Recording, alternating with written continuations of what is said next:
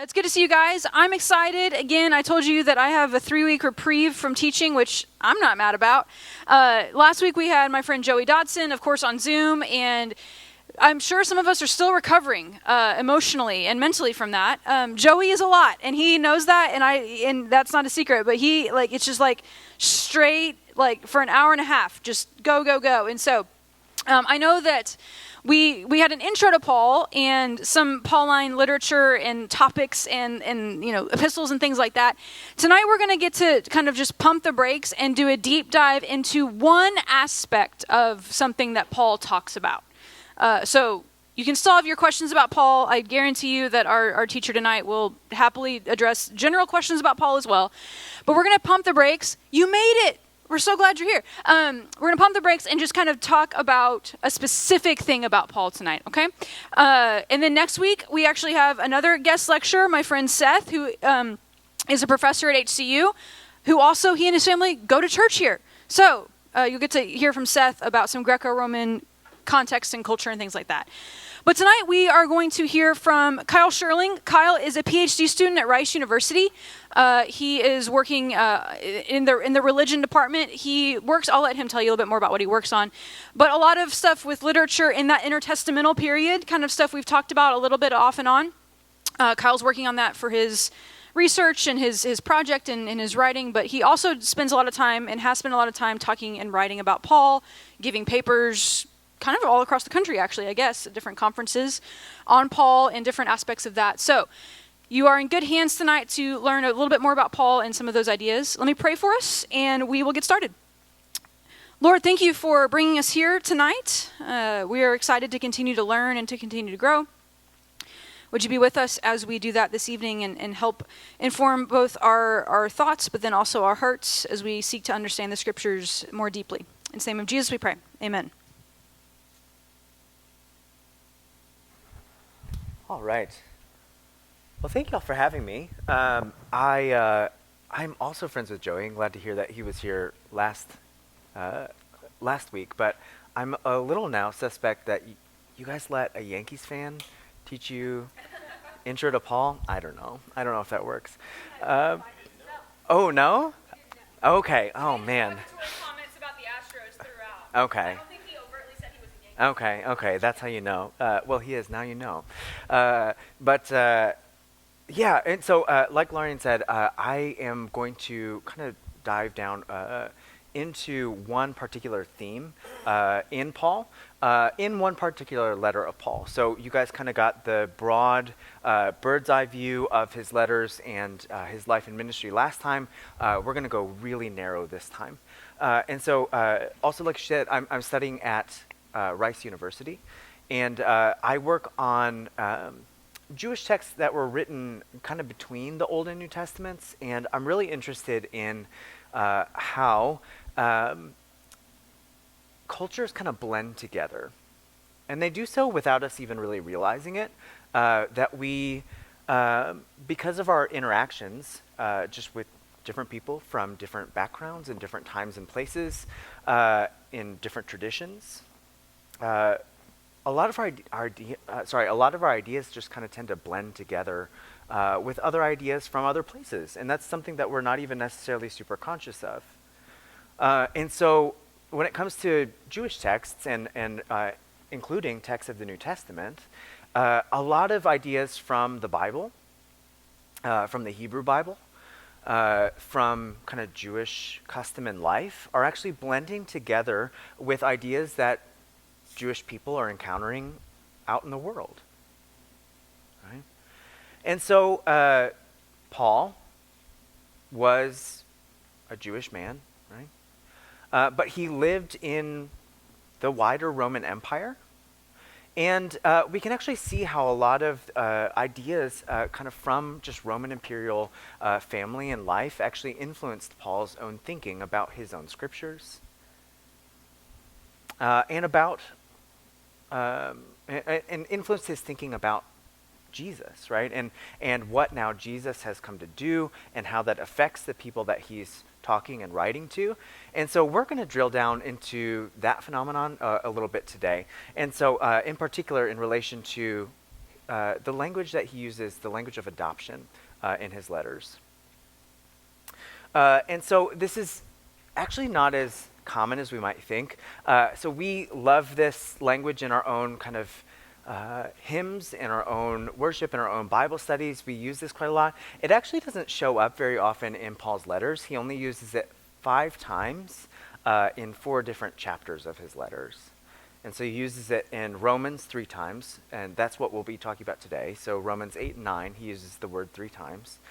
He uses it in Galatians 4. He uses that once, and then he uses it in Ephesians 1 once. And so it's actually not, he's not talking about it all the time or anything, but I do think understanding it pays off as we kind of think about what Paul is trying to do more broadly in his own kind of life and ministry. And it also pays off in our own kind of theologizing. That adoption is something that we really like to talk about. It's something that the evangelical churches really kind of grabbed onto. It's something important in our own theology. And I think thinking about how Paul writes about adoption and thinking about the context in which he writes about it, it can be generative for our own theologizing, right? It can actually help us theologize better and in new ways and in more faithful ways, right? So I actually want to hear from you right up front. So what are some things that you think of when you hear the word adoption?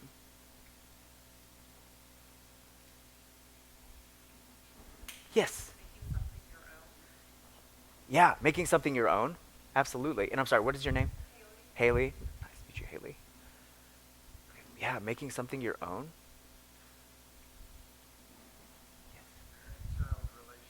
Yeah, parent-child relationship. Absolutely. And sorry, what's your name? Bart. Nice to meet you, Bart. Yeah. So making something your own, a parent-child relationship. Absolutely. Yeah. Choice. Yeah. Yeah. Absolutely. Absolutely. It's a huge decision that you would make as a would-be parent, right? Absolutely. Taking on a huge responsibility. And you ultimately, usually at least, wind up choosing whom you adopt, right? Absolutely. Absolutely. Yes, ma'am. Maybe belonging to a family. Mm-hmm. Okay, belonging. Okay.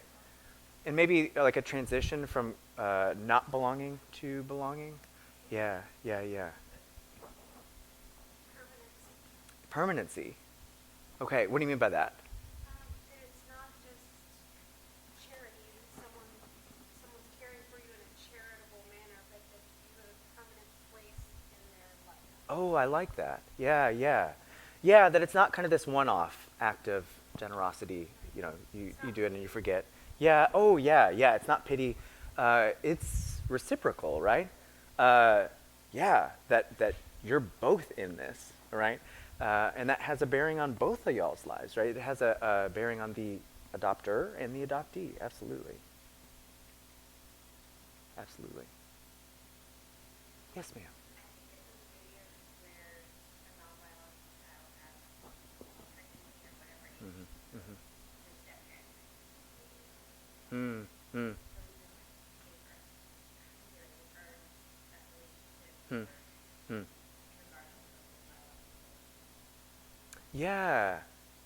Yeah. Absolutely. Yes, ma'am. Yeah, I think for me, I think of it as a blending. When I think about families that have biological children and adopted children, how they kind of blend all those backgrounds together to make one family. Yeah, okay. So there could be conflicting values maybe coming in, there are conflicting backgrounds, or just difference, right? That not everybody grew up in the same place, under the same roof, with the same expectations about what's supposed to happen, right? Absolutely. And that has to be blended together. Absolutely. Yeah.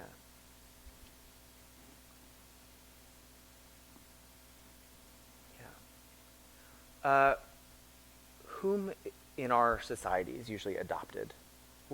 Whom do we picture, I guess, as an adoptee in our society? Orphans. Yeah. It's typically, like when we talk about it, right, that's the need that's being met, right? That, okay, there's a child without a family. Maybe their parents have died. Maybe they can't take care of them or are willing to take care of them for whatever reason, right? Absolutely.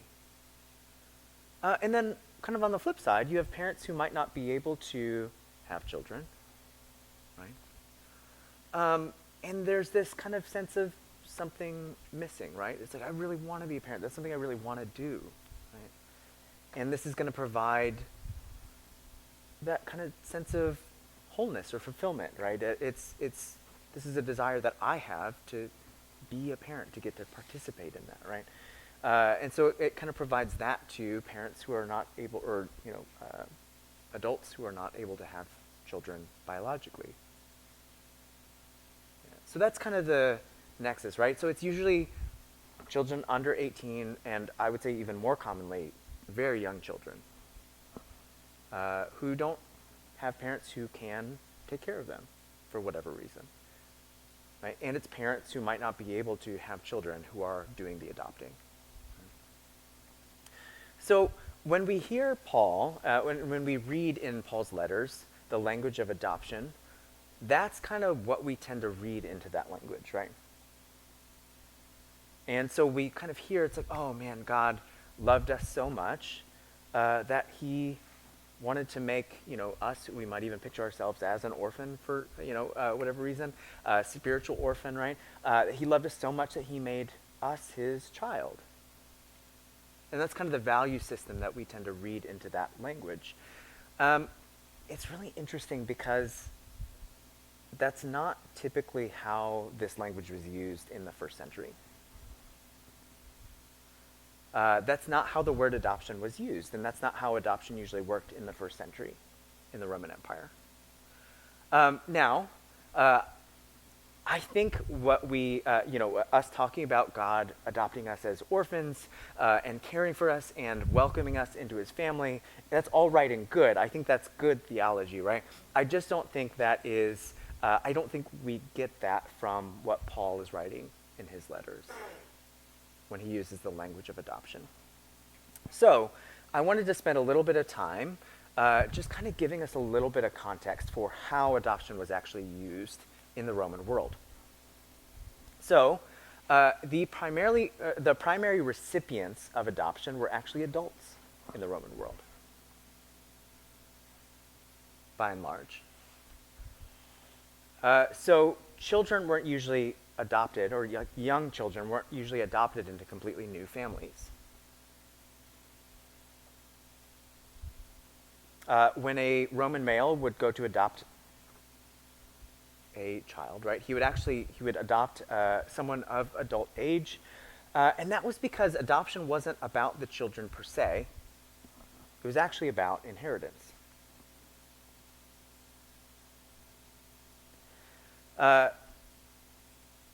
Adoption was usually practiced among Roman elites, and so this was a practice of very, very wealthy families, powerful families, families of status. And they played a really important role in society, right? A lot of them held political offices, or they were just really high status individuals in society, right? They owned a great deal of property. They were part of really important families that went back, centuries. And so the idea was, well, I need someone to pass those things along to. And if, for whatever reason, me and my wife can't conceive, right, we need to kind of adopt a suitable heir into the family that I can pass along all my important goods to, right? And so this often involved kind of status and political position. And so a lot of our evidence, or a lot of our literary evidence for adoption in the Roman world actually comes from the imperial household.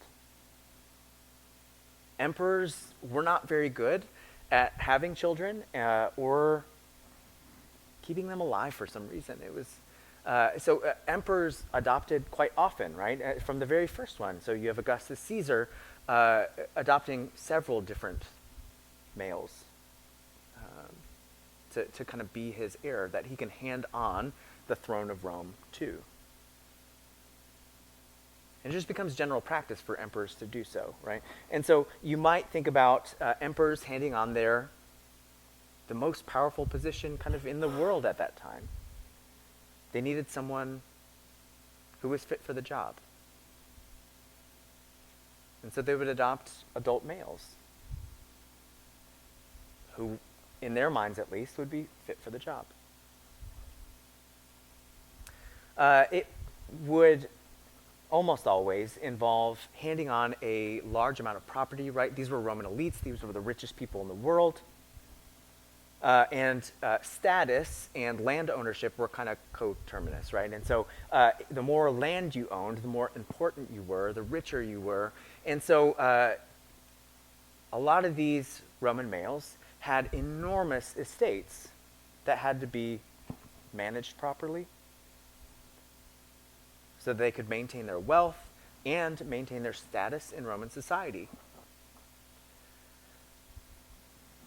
You need not only just a son to be able to hand that on to, but also somebody who's going to be able to manage that well. Someone who won't squander their wealth. Someone who won't reflect badly on your reputation after you're dead.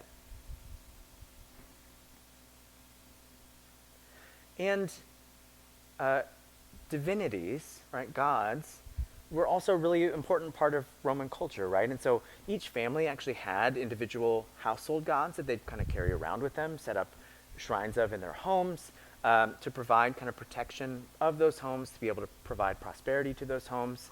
And it was very important in Roman society that you continue to worship those gods properly down through the generations. Otherwise, the gods would get angry and Rome would kind of tumble downwards and decline and eventually fall apart, right?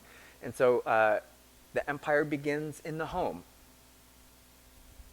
The stability of the Roman Empire, very explicitly, especially from Augustus onwards, becomes a matter of the elite Roman families living according to their ancestral customs and worshiping their gods properly. And so for all these reasons, it was really, really important to have a suitable heir to hand on all your stuff to hand on your name, your status, your property, your gods, all those things. And so if you did not have an heir, you could adopt someone from outside of your family to kind of become the next you, right? To become the person who would take on your character and your responsibilities, to carry on your name and your family. Okay, so this did also provide some benefits for the adoptee. And so it wasn't usually a new family, right? Most of the people that were adopted had families, sometimes families of fairly high status. But there were a couple reasons why someone might actually seek to be adopted or put their child up for adoption, right? And so adoption was kind of an automatic way to raise your status, right? And so even if you were part of a high status household, a fairly high status household, and you wanted to kind of get higher, right? Adoption was actually a really quick way to do that. You could actually become higher status. You would automatically kind of inherit the status of your new family if you were adopted by the father of that family. And so it was a way to kind of increase your standing in the empire itself. The other reason that we see pretty frequently is if your family was in a lot of debt. The children of that family stood to actually inherit that debt. And so you couldn't adopt all your children out, but you could adopt some of your children out. And what that would kind of allow them to do then would be for those children to be free of that debt, right? And so if you were adopted to another family, your kind of responsibilities towards your biological family didn't cease, but at least the financial ones were greatly lessened. And so you could actually be free from your family's debt if you're adopted into a new family. And that language gets moralized, right? And so people kind of end up using adoption as a metaphor for that reason. So especially in like philosophical schools, there's a philosopher named Plutarch who talks about joining a school of philosophy is like being adopted into a new family, right? You're kind of free from the debts of your old life, and you can kind of start living according to the values of this new family, right? And so this language also then gets moralized in philosophical schools and things like that. One final thing that I'll say is that adoption could actually be used as a disciplinary measure. And so say you're a Roman father who has all sorts of things that he wants to pass on to his heirs. And he looks at them and is like, oh my goodness. They are going to be terrible at this, right? They're going to be absolutely awful at this. They, live debaucherous lives, and they are so lazy, and they're going to be terrible managers of this estate, and they're not going to be good politicians or things like that, right? And you try everything, right? You try to reason with them. You try to punish them in smaller ways. You try to say, like, hey, listen, like, I really want you to be good at this. Like, please, shape up, right? And nothing works. They don't listen to you. We see in some literature adoption being used actually to scare existing children into kind of shaping up. Right? And so what a father would do would actually kind of adopt or bestow certain honors upon this outsider to kind of make his own children think like, oh no, like, is he going to give our stuff to this person instead? I'm not suggesting anything. Take this take this how you will. Maybe. So, and this was like in very extreme cases. We don't see this very often, but it shows up speckled across the literature enough to be like, oh, this is a real option for some people. And so I want us to kind of keep these things in mind. And I want to see if these things might actually help us read how adoption in Paul is working. And so I want to actually start with this one here, with the benefits and expectations to the adoptee. And I want to turn to Romans 8.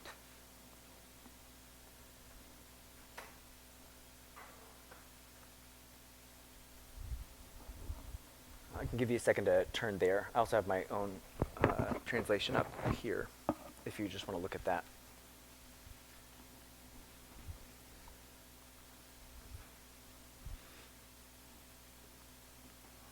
Okay. So Paul is writing to a church that he's never actually been to, right? And he's kind of laying out his vision for what it is to be in Christ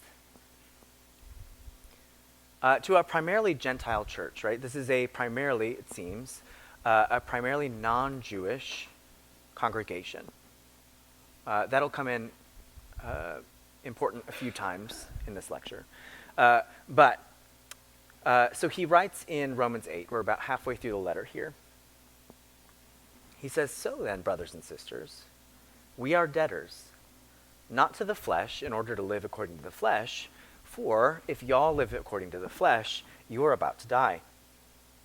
But if by the Spirit you kill the practices of the body, you will live.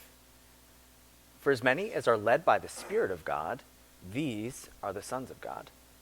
For y'all did not receive a spirit of slavery leading to fear, but y'all received a spirit of adoption, in which we cry, Abba, Father.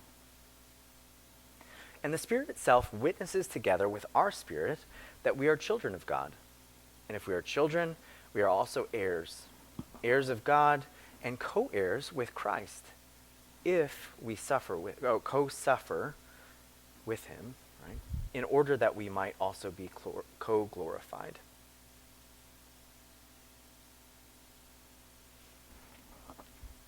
Okay.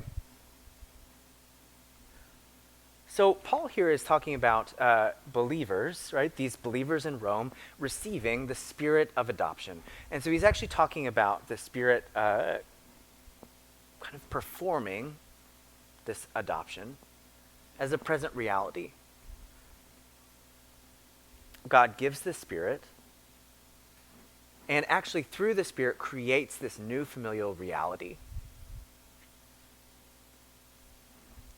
And so this forges a new familial connection with God.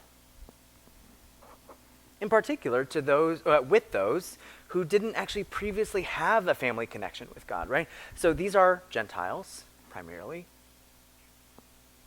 And Gentiles had other gods that they worshipped.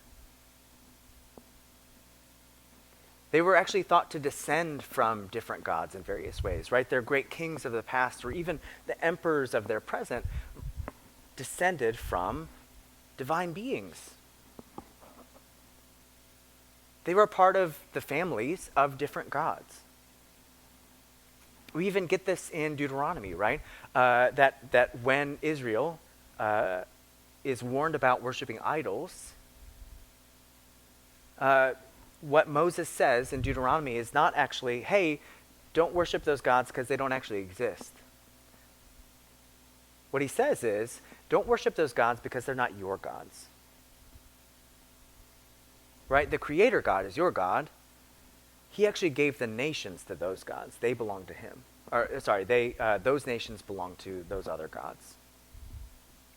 But you belong to the creator God. And so what the Spirit is doing then, he's actually taking the Gentiles from those other gods to whom they were originally given and bringing them instead into the family of the God of Israel. The Spirit is actually creating this new familial reality, this new family connection. And the significance of that, Paul says, is that now you are heirs of God and co-heirs of Christ. And so kind of how this works, right, is in this family scheme, God is the father, right, the kind of great patriarch of the household. He's the one with all the stuff, with all the goods that he needs to pass on to his heirs. And Jesus is the heir kind of par excellence, right? He's the first heir, the one who's going to get all the stuff. But now these Gentiles who are being brought into the family are now co-heirs of Christ, right? They're siblings of Christ who also stand to inherit alongside him.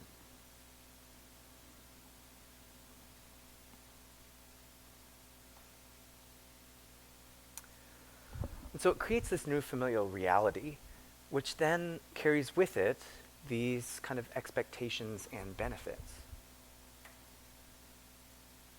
So we actually see Paul here moralizing debt language. Right? So one of the points I talked about in the kind of Roman context is that if you were adopted into a new family, you were free from your old family's debts. You didn't have to pay those anymore. And that's exactly what we see Paul saying here. In verses 12 and 13, he says, hey, don't keep living like you still belong to that old family.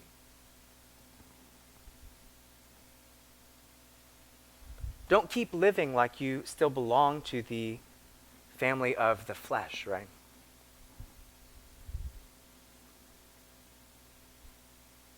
The family that lives according to its desires, to its passions. The family that lives apart from God. you now are a part of this new family. So live by the values of that new family.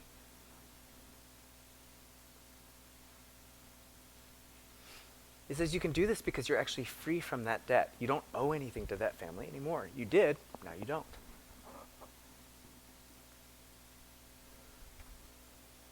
Right? Because of what Jesus has done.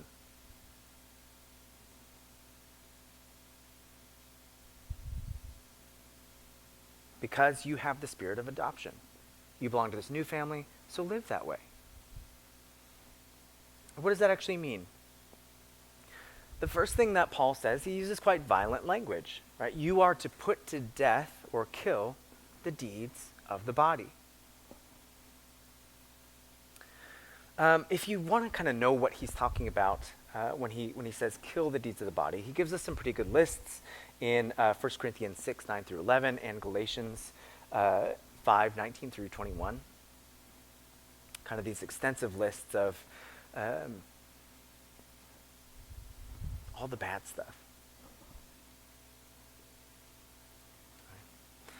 What's really interesting about both these passages in 1 Corinthians and Galatians, Paul actually uses the language of inheritance to talk about what's at stake if you do these things, right?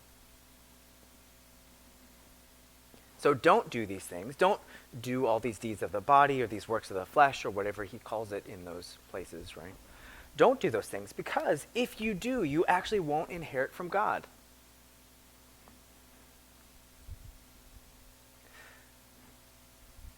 You're not acting like his child. You're putting yourself at risk of not actually inheriting from him, right? Don't do those things. And so what he's saying in Romans is actually be violent towards those things which would cause God to essentially disinherit you, right? To cut you off from the family.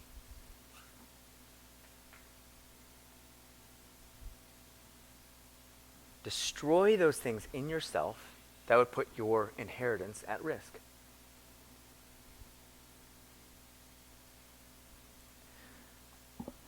But he puts it more positively also, right? Well, I say positively. It's still kind of dour, but he gives us a positive model, right? He doesn't actually just show us what we're not supposed to do. He shows us what we are supposed to do. Right? We actually have a model of the kind of child we're supposed to be. Right? We're co-heirs with Christ. We see what an heir is supposed to look like when we look at Jesus. We see what an heir is supposed to act like, what an heir is supposed to do, because we can see Jesus.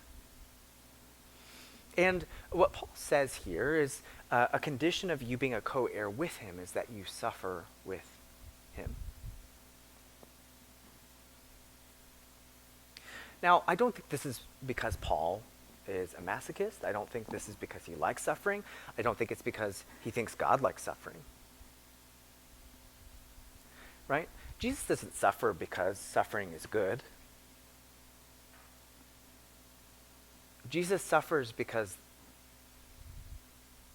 he loved a dying world.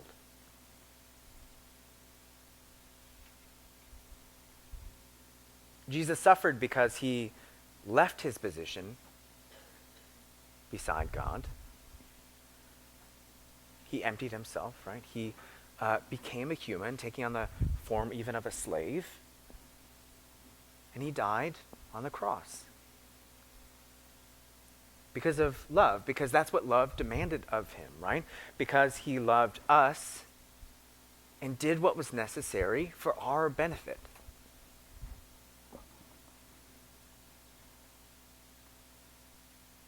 So you ask the question, it's like, well, what do good heirs do? I know what we're not supposed to do in all these lists, right? Well, what do good heirs do? Well, good heirs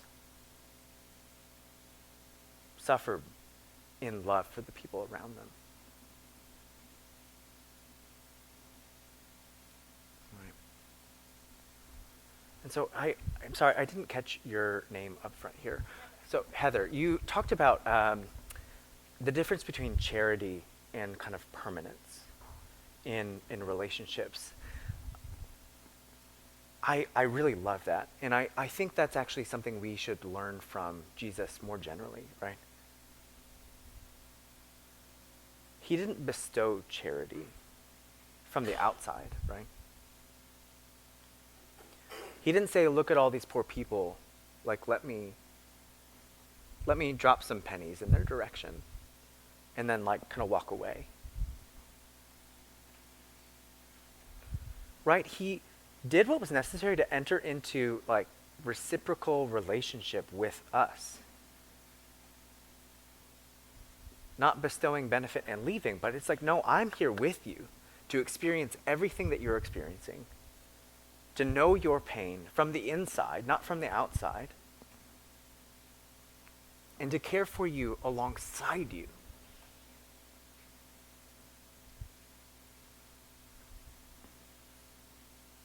Because it's actually easy not to suffer when you're kind of giving charity, right? You kind of decide like, okay, what amount like won't hurt too bad? And then I can give it and walk away. And that's actually not the model of love that Jesus gives us, right? It's suffering love because it's actually permanent relationship with people who suffer, right? You're going to suffer and Jesus is going to stick by you. And so I would submit to you, he continues to suffer alongside us too. Right? When Paul's going around dragging Christians off and imprisoning them, right? Jesus says, Paul, why are you persecuting me? Jesus continues to suffer alongside us because he's in relationship with us, with the people who are suffering.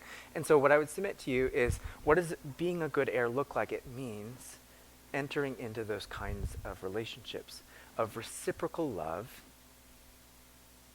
even when it's hard, even when it's not people who are like us, when it's with people who have financial needs that are going to demand something of us, or have any kinds of needs that are going to make demands of us, right? What's being a good heir? What's acting like a good heir? Loving people like that.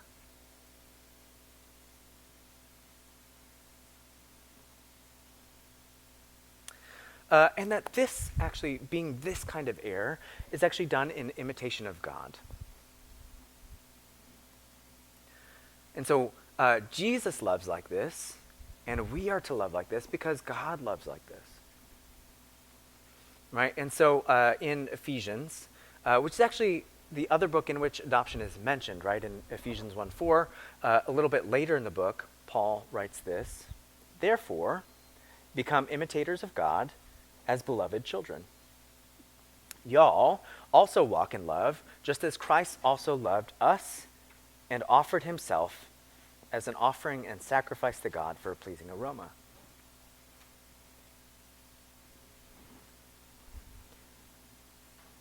And so, right, I talked about the expectation on heirs, the expectation on adopted children is to act like the father of this new family into which you're being adopted.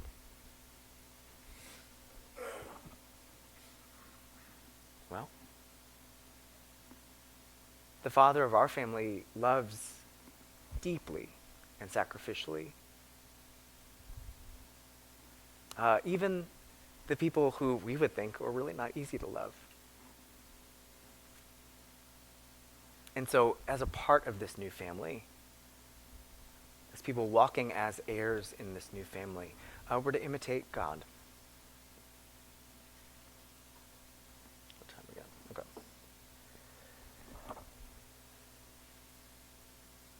Okay. Let me pause right there. So, are there any questions or just kind of any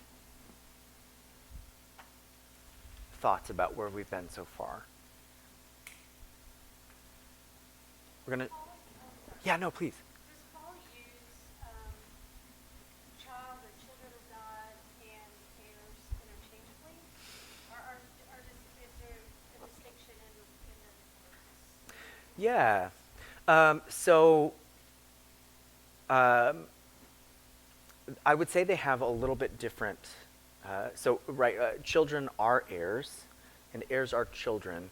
But what we're talking about when we use those words might differ slightly, right? And so, inheriting is not the only thing you do as a child, right? And so, that he might use child language in different ways in different places, right? That it might use child language to talk about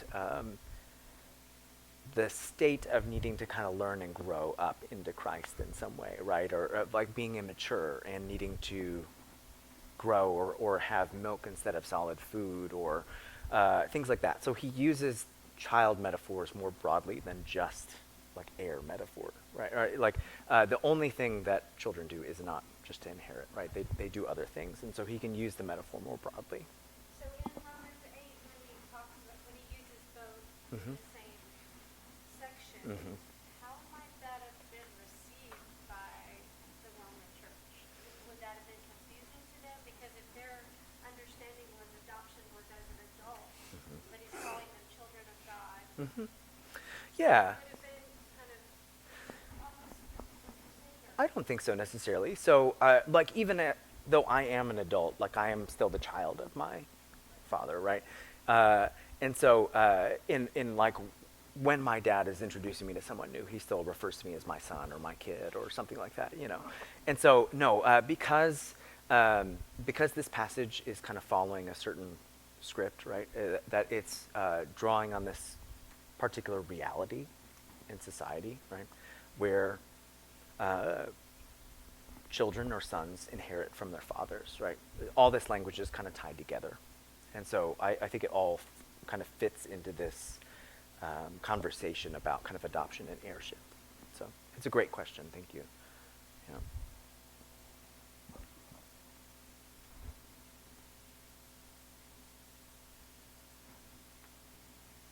Okay.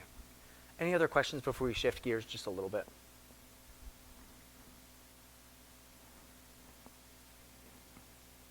Okay.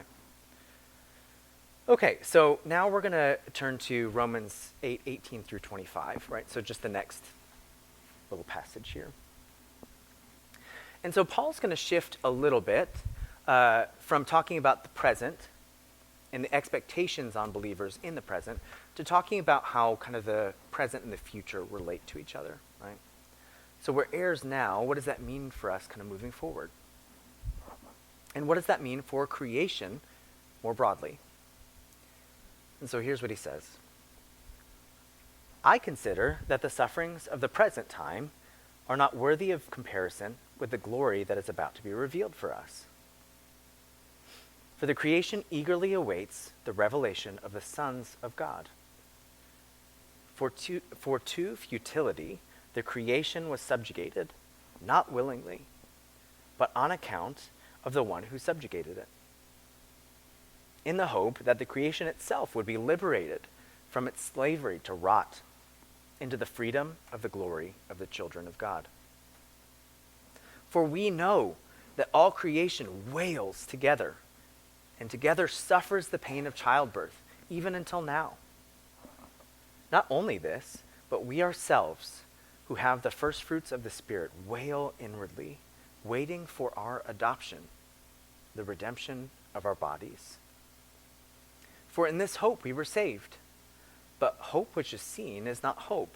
For who hopes in what they see? But if we hope for what we do not see, we wait with endurance.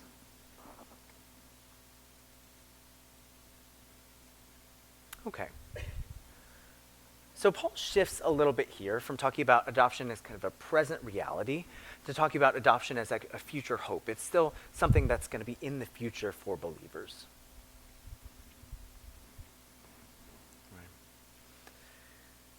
Right. And he kind of poses this as the solution to a problem, a particular problem that's facing not only humanity but also creation as a whole. And what he says here is that creation is in slavery to rot. Might say corruption, in your translations, or something akin to that. And so the word here is decay. Right? That's what corruption is getting at, right? It's kind of this word that brings to mind decay, something breaking down.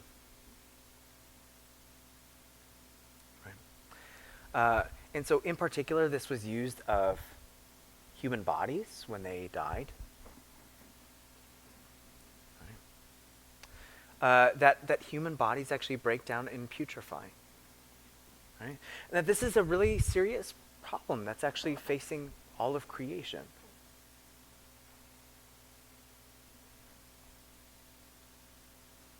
Right? I use the word rot here because it's a really visceral word. Right? We know what rot smells like, even kind of in more trivial situations, right? You leave something in the refrigerator and like you know something is dying in there, right? I mean, it becomes apparent fairly quickly, right? You forget about vegetables in the back of the crisper or whatever, and you pull it out and it's soup and it smells, my goodness, like you might just want to throw away your refrigerator. And so, right, and so we know this just kind of from day-to-day lives. Rot is a bad thing. It steals away these delicious vegetables that we had such good intentions for. I'm going to eat my salad this week instead of the chips in my pantry. Right? It steals away good things, but I think more seriously, right? It steals away everything that we love. Sometimes very quickly. A family member dies suddenly. Right?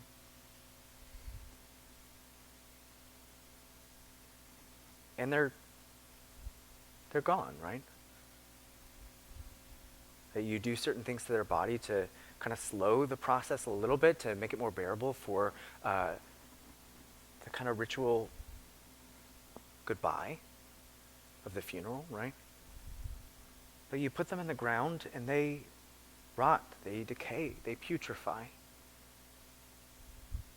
Bacteria starts eating away their bodies.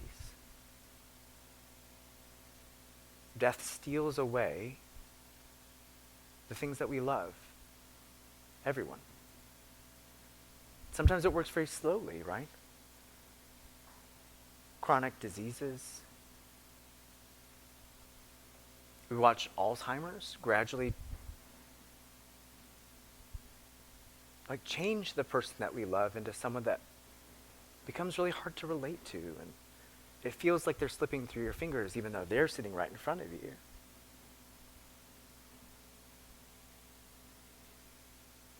And more slowly, they slip into death and decay, right?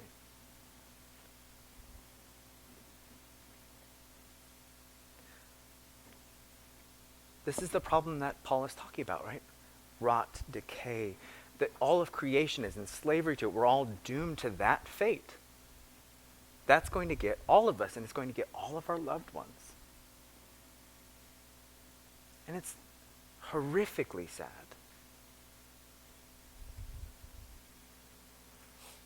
That all of who I am as a person and everything that I love about the people around me is going to be stolen away by this. And this is the problem that Paul says is going to be solved by the revelation of the sons of God. And so I want to dive a little bit deeper into what I mean by this, right? So the way that Paul kind of poses the problem, right, is that actually the death and decay that currently enslaves creation is the fault of human beings. Right? That our kind of founding story, right, with Adam and Eve in the garden, is that instead of ruling over the things of the garden, ruling over the created things on God's behalf, they obeyed something else that was created and therefore enslaved themselves to it, right? And so they weren't able to actually mediate God's good rule to the earth anymore. Instead of mediating God's good rule to all of creation, because humans became enslaved to not God, right? To created things instead of to the Creator, they began to mediate, instead of life and goodness and flourishing, they began to mediate death and destruction and sin.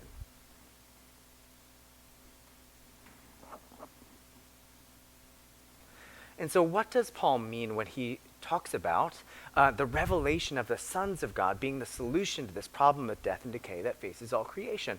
Well,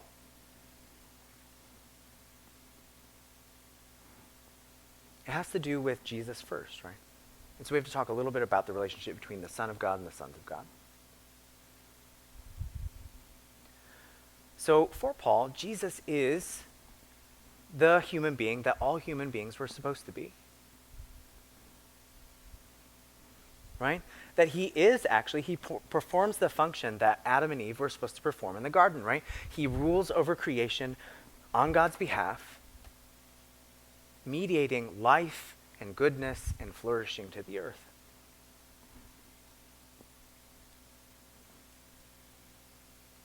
And what Paul is actually saying is that as co-heirs of Christ,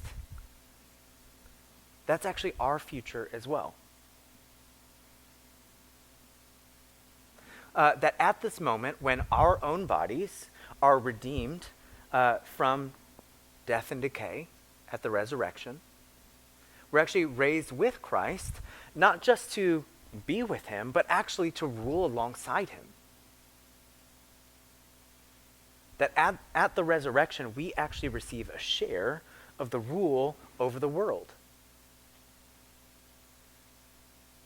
No longer as dying beings who are only able to mediate death and corruption to the earth, but actually as eternally living beings given life by God and mediating life and goodness to his creation again. So that's the kind of future hope of adoption that Paul is talking about here. That we actually get to be installed as rulers over the earth alongside Jesus. That's something that we look forward to as believers. That we ourselves are redeemed from death and decay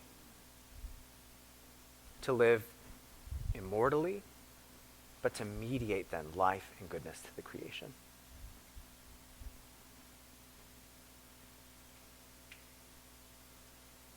Okay.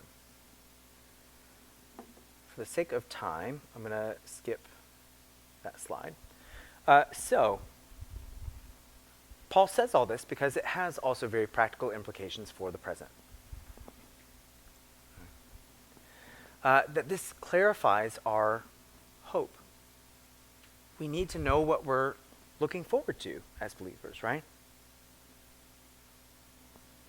And it's supposed to inform then how we live in the present. So how does clarifying our hope actually shape our present reality? It helps us endure suffering. And so what Paul says is, I don't even think the present suffering is worth comparing to the future glory that's in store for us, right? That what's going to be, that what is going to happen eventually, that what God's going to give to us in the future is going to be so good that it's going to make our present suffering look like nothing.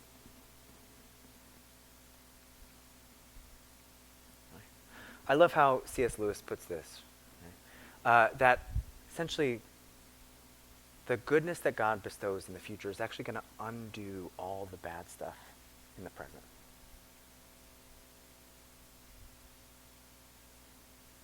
It's going to work backwards and untangle all the knots that we feel are that we're not able to untie in the present,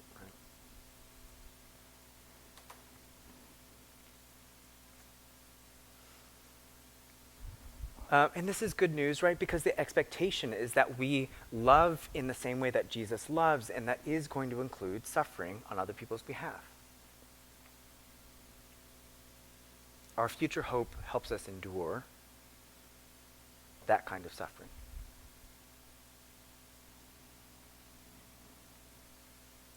It helps us endure evil, avoid evil in the present. Right? That if we know what's coming for us, and it's going to be so good that it's going to undo all the bad stuff now,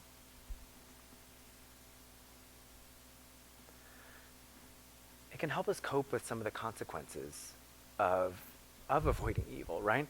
That we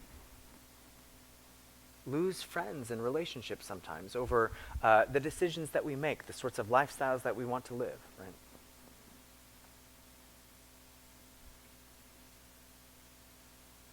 right? That we might miss out on some things that we really want to do. We make decisions not to do those things because what's coming is better.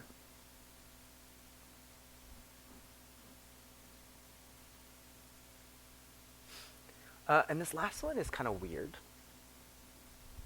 But I have good scriptural grounding for it. It helps us act like everything belongs to us in the present. Let me explain what I mean by that. So Paul says this in his letter to the Corinthians, his first letter to the Corinthians. This is 1 Corinthians 3:18 through 23. He says, "Let no one deceive themselves. If anyone seems to be wise among you in this age, let them become a fool, in order that they might be wise. For the wisdom of this world is foolishness before God. So let no one boast in people. For all things are y'all's, whether Paul or Apollos or Cephas or the world or life or death or the present or the future. All things are y'all's. And y'all are Christ's, and Christ is God's."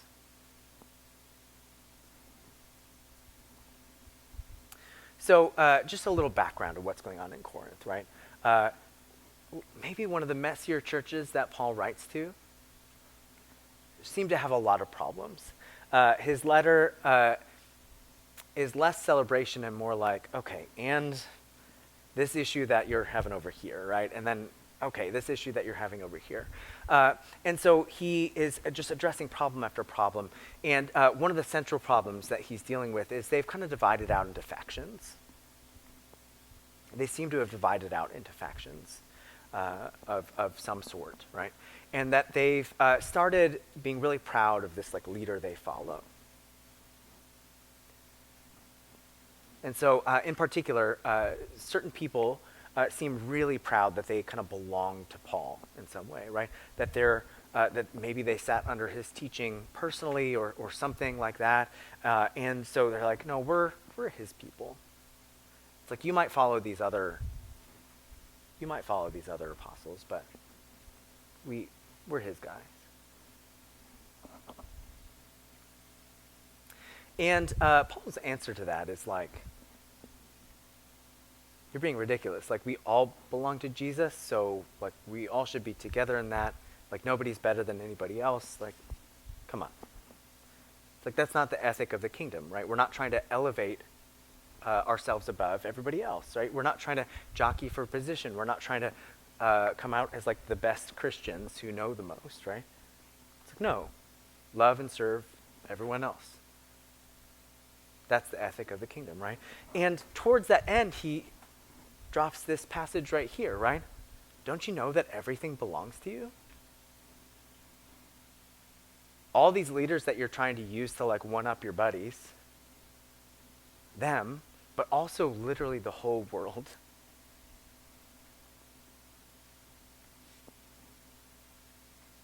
And here's what I think he's getting at, right? The people who try to brag about what they have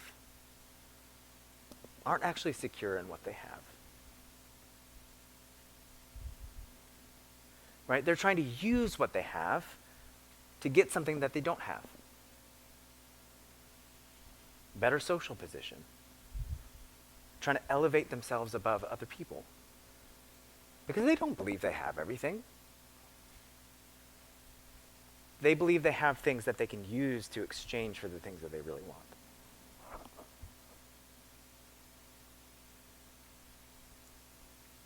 And so what Paul is saying is like, act like everything already belongs to you. Be secure in that so that you can be free to love the person in front of you.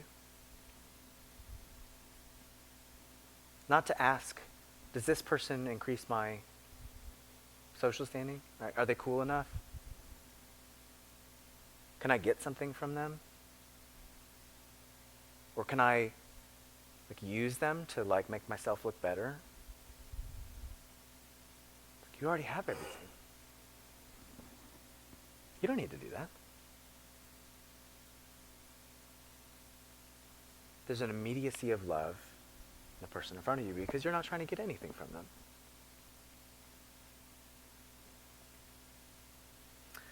This is actually kind of part of the philosophical discourse of the time. And so I just included a quote from Dio Chrysostom. Dio the golden-mouthed, is that what that means? But he was actually a philosopher that was in the orbit of emperors. And so this was generally thought to be kind of what a good ruler did. As a good ruler, don't be needy, essentially. Right? This is what Dio says to the Emperor Trajan. There was just an exhibit at the Museum of Fine Arts in Houston about the Emperor Trajan. And so this is one of the guys who apparently was one of his moral counselors, right? It says, on the other hand, the good ruler, such as you are, Trajan, practices the opposite conduct. He covets nothing for the reason that he feels he has everything. He is sparing in his pleasures for the reason that he would lack for no pleasure he might crave. He is more just than any other man, inasmuch as he provides justice for all. He delights in labor because he labors of his own accord. He cherishes the laws because he does not fear them. Right? If you have everything, you're free to act like it. Right?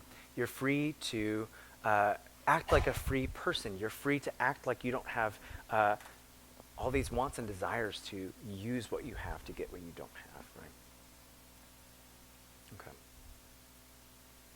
All right, so I have one more little section that I'll go through, but I want to stop here. We're going to turn to Romans 9, and so we're really going to kind of change the subject here to a certain extent. So do we have any questions or kind of any thoughts about how Paul's language of adoption kind of shapes our moral lives as Christians, shapes the kind of expectations and benefits that we have then as believers in his family?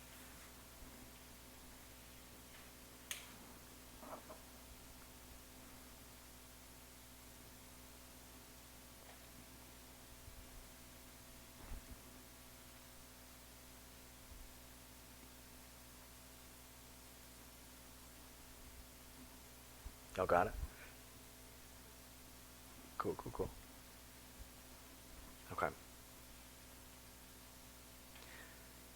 Okay. So I want to turn just briefly, this will be shorter, just briefly to thinking about how this language of adoption shapes how Paul talks about the relationship between Jews or Israel and Gentiles or non-Israelites, non-Jews.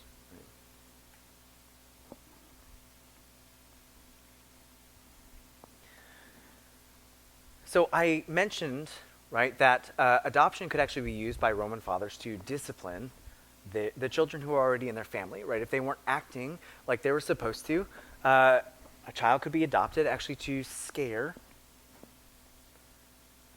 the existing children into making them act right, making them shape up, making them start acting more like the father so that they could inherit his stuff, right? What's really interesting about Paul's language of adoption being directed towards Gentiles in Romans is that Israel's God already has children.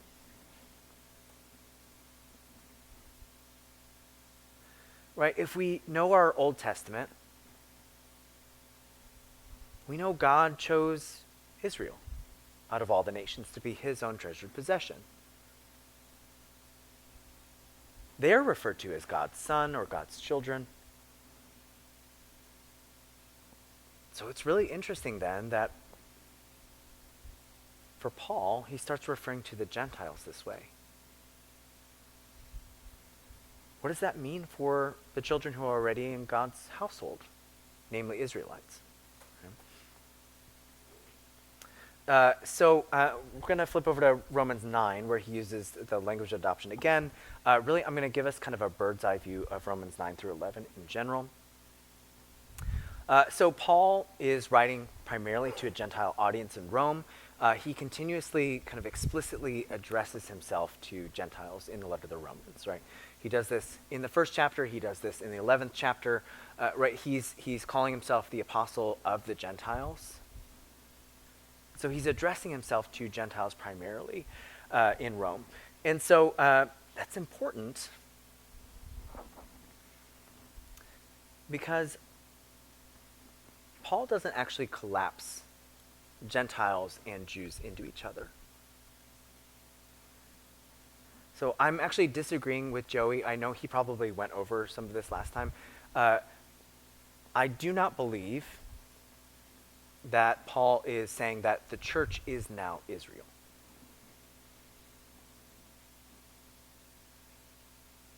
The church actually does not become Israel, right? Gentiles do not become Israel.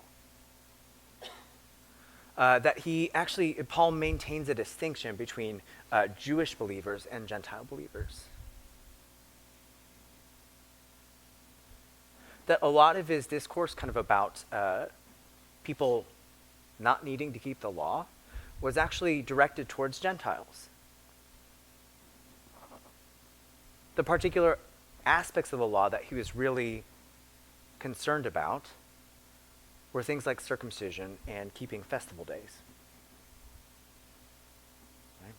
Right? Circumcision being the main one, right? So he literally writes a whole letter to try to stop a Gentile congregation in Galatia from being circumcised. And the reason for that is actually because circumcision actually makes you a different ethnicity in Paul's mind.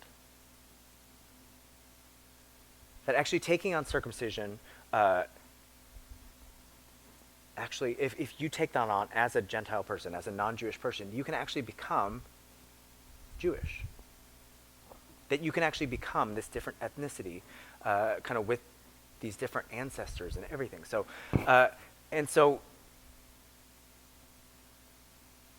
by actually disallowing circumcision among his Gentile congregations, Paul is actually maintaining this distinction between Jewish believers and Gentile believers.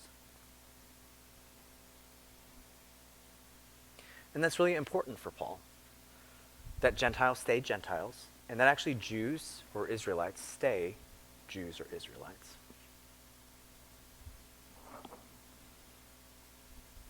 And so I want to talk a little bit about, there's this massive tone shift that happens between Romans 8 and 9. Romans 8 is incredibly celebratory. Right? The aspects that we read, right? It's like, you've been adopted, you've received the spirit of adoption, you can start acting like God's children. Right? That we look forward to the day when God is actually going to renew all creation through the revelation of the sons of God. It actually gets even, it crescendos from there, right? You get these great passages about all things working together for the good of those who love God and are called according to his purpose. And you get Paul saying things like, what can separate us from the love of God? Absolutely nothing. He gives a long list of things that cannot separate us from the love of God, right? This is such good stuff. Like, Paul is celebrating this. It's thunderous, right? You can almost hear how exuberant he is in explaining all this to his congregation in Rome. So it makes it really weird then when this is the next line we get. Paul says, I speak the truth in Christ. I am not being deceitful. My conscience testifying along with me in the Holy Spirit that there is great sadness and an unceasing ache in my heart. For I myself was praying to be cut off from Christ for my brothers, my kinsmen according to the flesh. These are Israelites, whose are the adoption and the glory and the covenants and the giving of the law and the worship and the promises, whose are the fathers, from whom is the Christ according to the flesh.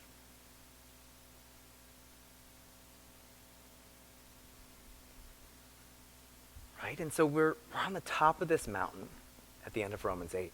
And then all of a sudden Paul is like, I am in shambles. Because my people, who are supposed to be the sons of God, are denying their own inheritance.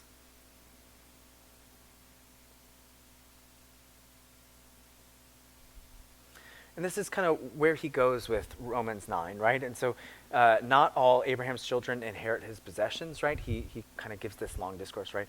That Abraham has two children, right? Ishmael and Isaac. Only one of them inherits. Only Isaac inherits from Abraham. Right? That Isaac has two children, Esau and Jacob, but only Jacob inherits. Right?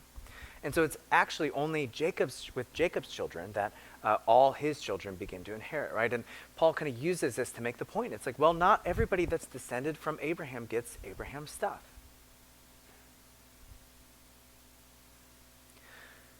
And so just because people are descended from Abraham in a fleshly way doesn't actually mean that they'll be his heirs, right? And so he uses this essentially to say, well,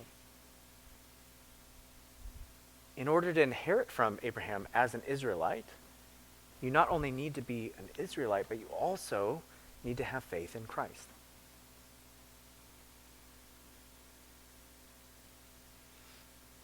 And so he mourns in Romans 9:30 through 10:4 the fact that in the present, Israel has kind of missed the point.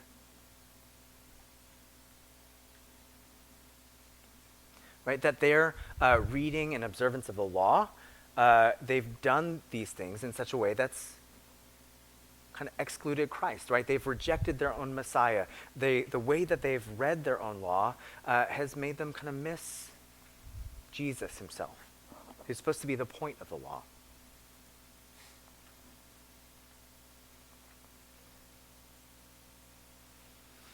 And he contrasts this with Gentiles, right? Gentiles, on the other hand, even though they're not Israelites, have believed in Jesus. And they've actually been brought into God's family, right? They've gone from not my people to my people. And they've actually received God's righteousness. And so you have this weird thing, right, where God's existing sons, right, Israelites, have actually been, seemingly at least, excluded from the household of God, excluded from the family of God, excluded from the inheritance of God in the present. And you have these outsiders, Gentiles, who've been brought in, who are now inheriting, who are part of God's family. And so it raises this question for Paul: has God abandoned Israel? And this is what he says in response to that. This is Romans 11:11 through 14. It says, I say then, did they, Israel, stumble in order that they might fall? Absolutely not. But by their transgression, salvation went out to the Gentiles in order to make them, Israel, jealous. But if their transgression resulted in wealth for the world, and their loss, wealth for the Gentiles, how much more will their fullness result in these things? For I say to y'all Gentiles, inasmuch as I am the apostle to the Gentiles, I glorify my service if somehow I might make my fleshly kinsmen jealous and thereby save some of them. And so here we kind of have Paul's discourse functioning on two levels, right? Paul talks about the will of God and human wills. And we have to keep both these levels in mind as we think about Israel rejecting their Messiah, right? So on the level of God's will, this happens with a purpose, right? Israel rejects their Messiah so that salvation will actually go out to the Gentiles. That apparently this wouldn't have happened if Israel did not reject their Messiah.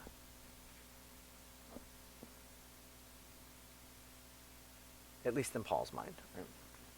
And on the level of human wills, Paul kind of poses this question. It's like, well, how will Israel's initial rejection of their Messiah be overcome, right? This is a problem for Paul. Keeps him up at night. Has God abandoned Israel? And his answer is no. That their initial rejection of their Messiah will actually be overcome by making Israel jealous through Gentile reception of their inheritance.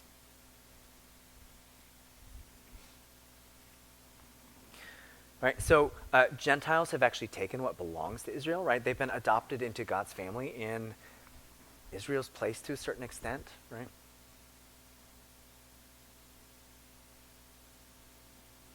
And the point of that for Paul is that Israel would actually see that and say, like, wait, that's our thing.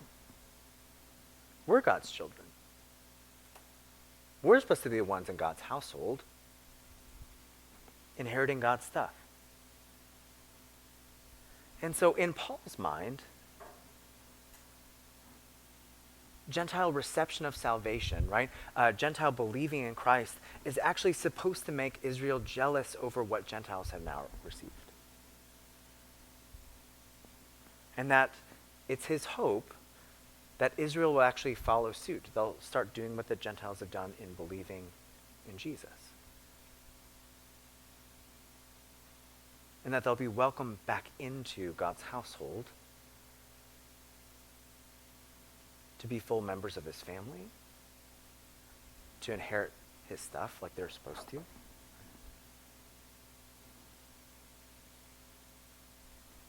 And so just like a Roman father who's kind of at his wit's end, right? Who's tried everything and it hasn't worked.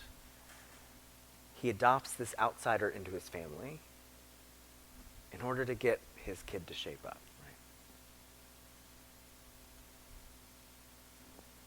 So I think that's what's going on with Paul here. And so we get this image of an olive tree as a summary in Romans 11, 16 through 24. In the metaphor, Israel are these natural branches which are broken off. And then you have the wild branches which are grafted in, right? So this is something that you can do as an arborealist, right? Is like if you're wanting a tree to produce good fruit, you can actually kind of snap off a branch. You can insert a branch from another tree into kind of the stump of that branch in the hopes that it'll produce better fruit, right? And so that, Paul is saying, is what God has done, right? He's broken off the existing branch, Israel, in order to kind of, or I should say, unbelieving Israelites, or who have been broken off for Paul, in order that these believing Gentiles might be grafted in. But he gives this warning to Gentiles. He says, but you're still wild branches. So don't get this like superiority complex over the natural branches. Right? Rather, love and welcome each other. Because if God broke off the natural branches, he can even more easily break you off. Right?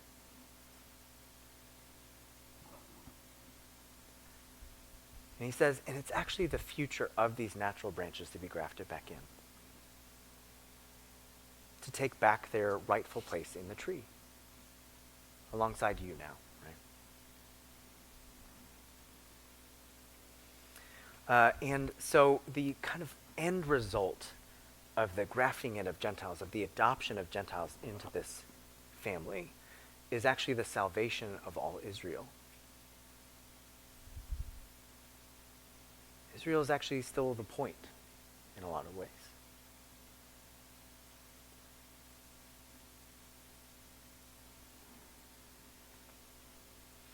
Okay, so just really briefly to sum up, how kind of the Roman context, the first century Roman context of adoption helps us read adoption better, helps us understand how we're empowered to act as sons. Both the benefits that we receive as children of God and the responsibilities that come with that. Right? It also helps us understand what we're actually hoping for. Right? Resurrection from the dead and installment alongside Jesus as rulers over the world who are to mediate goodness and life to the world instead of death and corruption.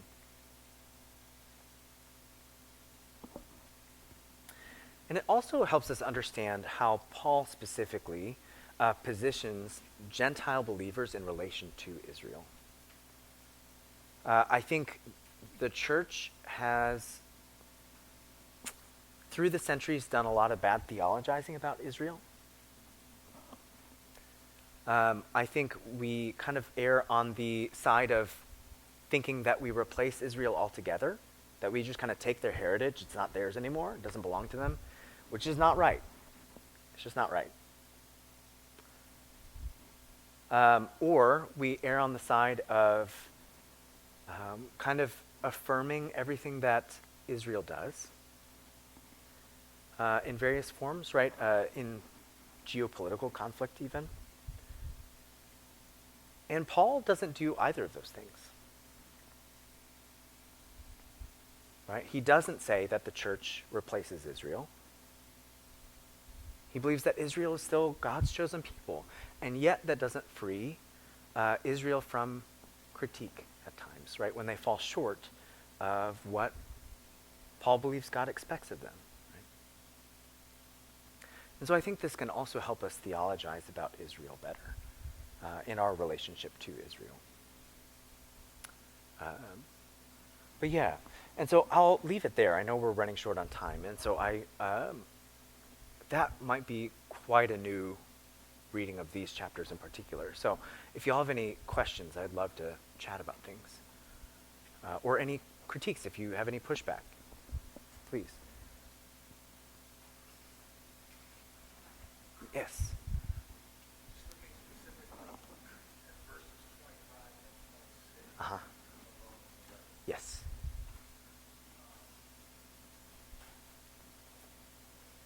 My translation treats, I want you to understand, Mr. Brothers and Sisters, that I claim to be either way you are. Mm-hmm.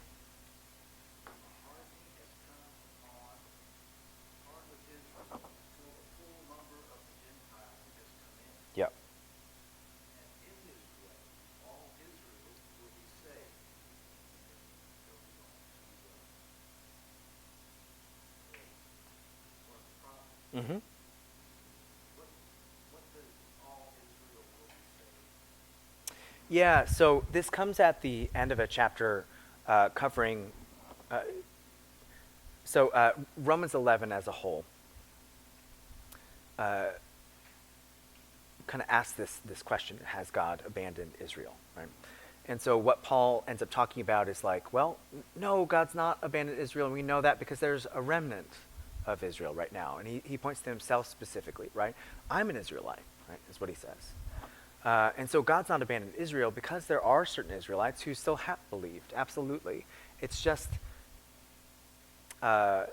relatively a small number compared to the rest of Israel, right? Not all. Well, so that's what he's pointing to specifically. So this, when he says all Israel in verses 25 and 26, right? He's pointing to the future, right? And so he's saying the present reality is there's now only a remnant of Israelites who are believing, right? only part of Israel has believed. The rest has been cut off. They've been broken off like these natural branches, right, who have been broken off the tree. But what he's saying is, because salvation has gone out to the Gentiles, he's hoping that this will make Israel jealous, right? And that this reality will persist, that there are Gentiles believing and Israelites disbelieving until the full number of Gentiles has come in. And when that happens, then some sort of switch will flip or something like that, right? And then, in this way, all Israel will be saved, right? By this reality that salvation is going out to the Gentiles, and then Israel becomes jealous, and then believes because of that. Yes, I think that's, in Paul's mind, yes. But he believes that that will be a huge, yeah, I mean, all is, of course, kind of a tricky word in the Bible, certainly. However, in his mind, it seems to be that, like, all Israel will believe. You know, I mean, like that there'll be this moment where you have this massive influx of Israelites into the kingdom, and that it'll be this, like, restoration of the people of God in the way that it was supposed to be always, you know. And so, yeah, and that'll be seemingly what kind of reigns in the eschaton. So, yeah. Does that kind of answer your, is that a satisfying answer, I guess?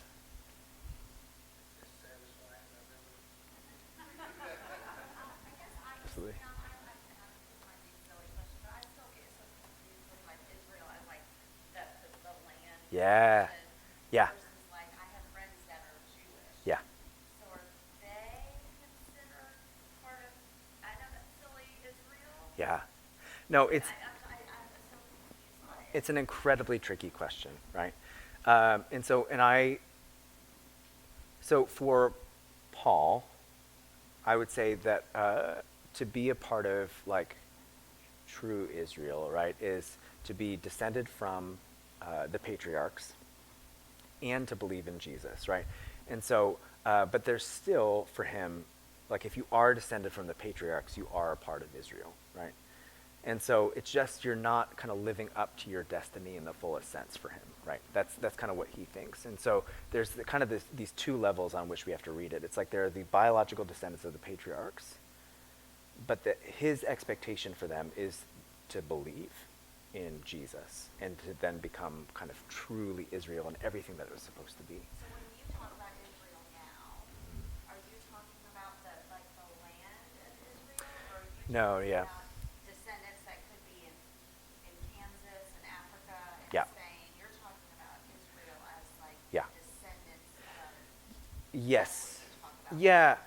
Well, and I think specifically that's what Paul means, is he's talking about people more than he is kind of a nation state as an entity, right? And so he's talking about Israelites.